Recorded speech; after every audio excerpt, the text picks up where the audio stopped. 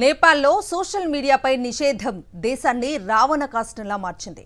శాంతియుతంగా మొదలైన విద్యార్థుల ఉద్యమం ఉగ్రరూపం దాల్చి డజన్ల మందిని పొట్టన పెట్టుకుంది. బయట శక్తులు విధ్వంసకర ఉద్యమాన్ని రెచ్చగొట్టడంతో నివురుగప్పిన నిప్పులా తయారై తాత్కాలిక ప్రభుత్వానికి కంటి మీద కునుకు లేకుండా చేస్తోంది. దాంతో సైన్యం రంగంలోకి దిగి దేశవ్యాప్త కర్ఫ్యూను కఠినంగా అమలు చేస్తోంది. నేపాల్ నివురుగప్పిన నిప్పులా మారింది. ఉద్యమ బాట వీడి చర్చల పదంలో సాగాలంటూ విద్యార్థి సంఘాలకు దేశాధ్యక్షుడు రామచంద్ర పోదేల్ పిలుపునిచ్చారు.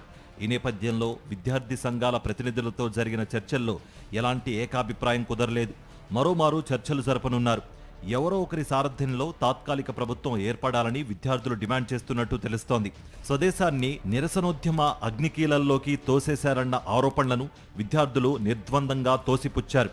శాంతియుతంగా పోరాటం చేస్తుంటే బయటి శక్తులు దూరి విధ్వంసం సృష్టించాయని స్పష్టం చేశారు.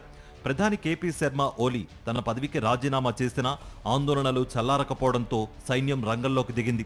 అత్యంత సమస్యాత్మకంగా మారిన ప్రాంతాలను తమ ఆధీనంలోకి తీసుకుంది. దేశవ్యాప్త కర్ఫ్యూను విధించింది.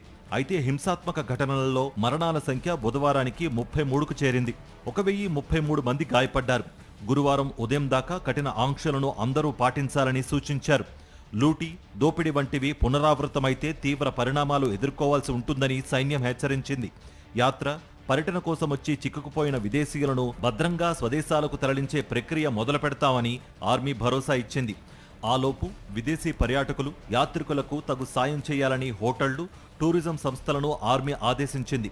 కాఠ్మండూలో దుకాణాలు కొల్లగొట్టిన అల్లరిమూకలను ఆర్మీ అరెస్ట్ చేసింది. వారి నుంచి భారీ ఎత్తున నగదు, 31 ఆయుధాలు, విలువైన వస్తువులను స్వాధీనం చేసుకుంది. నేపాల్లో తాజా పరిస్థితిని గమనిస్తున్నట్లు ఐక్యరాజ్య సమితి ప్రధాన కార్యదర్శి ఆంటోనియో గుటెరస్ చెప్పారు.